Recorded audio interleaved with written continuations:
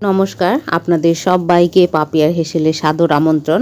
আপনারা সবাই কেমন আছেন? আশা করছি অনেক অনেক ভালো আছেন। তো আপনারা অনেকেই অনেক ধরনের পুরি বা লুচি খেয়েছেন। তো আজকে একদমই ভিন্ন স্বাদের আর ইউনিক একটি রেসিপি নিয়ে আমি আপনাদের সামনে হাজির হয়ে গেছি। এখানে আমি মোটামুটি 200 গ্রাম মতন পালং শাক নিয়ে নিয়েছি। সেটাকে টুকরো করে কেটে ভালো করে ধুয়ে পরিষ্কার করে নেবার পর সেটাতে জল ঝারিয়ে নেবার পর আমি এখানে একটি মিক্সচারের বাটি নিয়ে নিয়েছি। মিক্সচারের বাটির মধ্যে আমি এই পালং শাকগুলোকে চিপে চিপে জলটা ঝেড়ে এর মধ্যে আমি দিয়ে নেব। এই দেখুন, অনেকটা পরিমাণে জল থাকে এই শাকের মধ্যে, তো সেটাকে একদম চিপে বের করে নিতে হবে।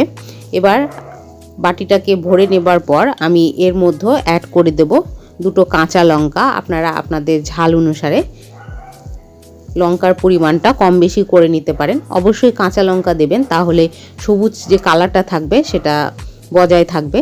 তো এখানে আমি কাঁচা লঙ্কা দিয়ে এটাকে ভালো করে গ্রাইন্ড করে নিয়েছি। দেখুন একদম মিহি হয়ে গেছে। আর এই পাশে একটি পাত্র নিয়ে নিয়েছি। পাত্রর মধ্যে আমি নিয়ে নেব পরিমাণ মতন আটা। আপনারা চাইলে এটা আটার পরিবর্তে ময়দা দিয়েও করতে পারেন, তবে আমার মনে হয় আটার টেস্টটা বেশ ভালো লাগে। ময়দাতে অনেকের পেটের সমস্যা হতে পারে, সেই জন্য আমি এখানে আটা নিয়ে নিয়েছি। আটাটা আমি পরিমাণ মতন নিয়ে নিলাম, আমার যতটুকু পরিমাণ আপনারা আপনাদের পরিমাণ বুঝে নিয়ে নেবেন। আর এখানে আটাটা নেবার পর আমি এর মধ্যে অ্যাড করে দিলাম সামান্য পরিমাণে চিনি, আর এখানে দিয়ে দিচ্ছি জিরে গুঁড়ো আর সামান্য পরিমাণে ধনে গুঁড়ো, আর দিয়ে দেবো সামান্য পরিমাণে লবণ। আর এখানে দিয়ে দিচ্ছি 1 টিস্পুনের মতন রিফাইন তেল দিয়ে এটাকে ভালো করে আমি মাখিয়ে নিচ্ছি। যেরকম করে ময়াম দিতে হয়, এক কথায় সেই ময়ামটাই দিয়ে নিতে হবে ভালো করে। এই যে দেখুন, মোটামুটি আমার 5 মিনিট মতন ময়ামটা দিয়ে নিয়েছিলাম। এই যে মোটামুটি ময়ামটা হয়ে গেছে। এবার এর মধ্যে আমি সামান্য পরিমাণে দিয়ে দিচ্ছি কালো জিরে। আপনারা চাইলে এটা স্কিপ করে এর ভেতরে মৌরি বা জাউন এর সঙ্গে অ্যাড করে দিতে পারেন। তো আমি এখানে কালো জিরেটা দিয়েছি। দিয়ে এটা ভালো করে মিশিয়ে নেবার পর যে ব্যাটারটা আমি বা পেস্টটা তৈরি করে রেখেছিলাম পালং শাক আর লঙ্কা দিয়ে, সেটাকে এর ভেতরে একটু একটু করে দেব। আর এটাকে হালকা হাতে আস্তে আস্তে মাখিয়ে নিতে হবে। এখানে আমি কোনো জল অ্যাড করছি না। পালং শাকের যে মিশ্রণটা তৈরি করে নিয়েছিলাম গ্রাইন্ড করে, সেটাকে আমি এর মধ্যে দিয়ে আস্তে আস্তে নেড়ে নেড়ে একটি ডো তৈরি করে নিলাম। এই যে দেখুন, ডোটা বেশ একটু শক্ত করে মেখেছি। পরবর্তীতে লবণ আর চিনিটা গলে গেলে এটা অনেকটা নরম হয়ে আসবে, সেই জন্য এখানে আমি ডোটা তৈরি করে নিলাম একটু শক্ত করে। এই যে এই ডোটা এবার এই রকম করে ঢাকনা চাপা দিয়ে রেখে মোটামুটি আধা ঘন্টা মতন রেখে দেব। আপনারা যতটা পারবেন রাখার চেষ্টা করবেন। এই যে দেখুন ডোটা কেমন হয়ে গেছে। আধা ঘন্টা পর ফিরে এলাম। এই যে ডোটা এবার আর একটুখানি আমি মেখে নেব ডোটাকে ভালো করে, যাতে একে অপরের সঙ্গে ভালো করে মিশে যায়।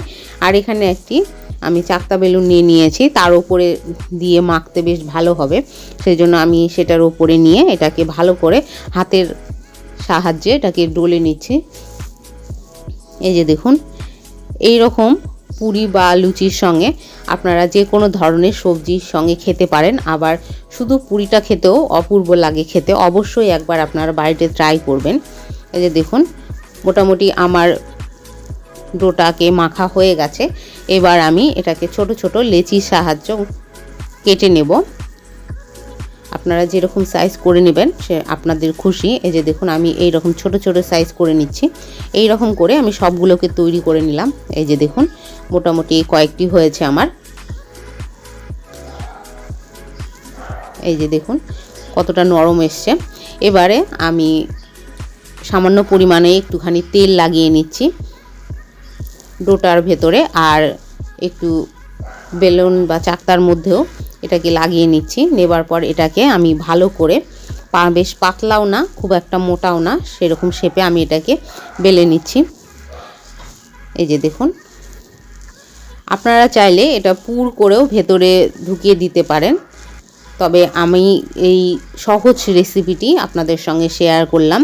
কোনো পুর করার ঝামেলা নেই, একদম ডাইরেক্ট হয়ে যাবে আর খেতেও দুর্দান্ত লাগবে।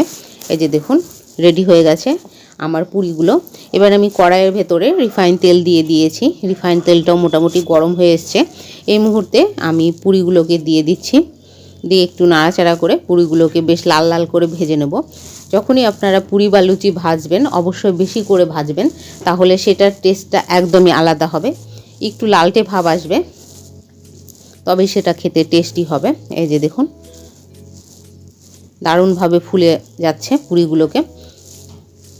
এক পাশ হয়ে গেলে আমি অপর পাশে উল্টে দেব। এই যে দেখুন এই পাশে একটু একটু ব্রাউন কালার হয়ে এসছে। এই রকম করেই আমি সবগুলোকে একে একে ভেজে নিচ্ছি। এই যে দেখুন পরের ব্যাচগুলোকেও আমি এই একইভাবে ভেজে নেব। আমার রেসিপিগুলো কেমন লাগে অবশ্যই আপনারা কমেন্টের মাধ্যমে জানাবেন, লাইক করবেন, শেয়ার করবেন বন্ধু বান্ধব আত্মীয়দের মাঝে, আর অবশ্যই আমার চ্যানেলটাকে সাবস্ক্রাইব করে আমার পাশে থাকবেন। এই যে দেখুন লাল লাল করে আমি এই সব পুরিগুলোকে ভেজে নিচ্ছি।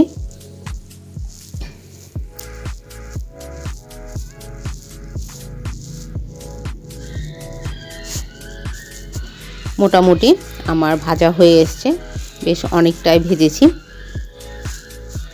এই যে সার্ভ করে দিলাম আমি পালং পুরির রেসিপি। অপূর্ব লাগছে দেখতে আর খেতেও দুর্দান্ত হয়েছিল। আর আমার সম্পূর্ণ ভিডিও দেখার জন্য আপনাদেরকে অসংখ্য ধন্যবাদ।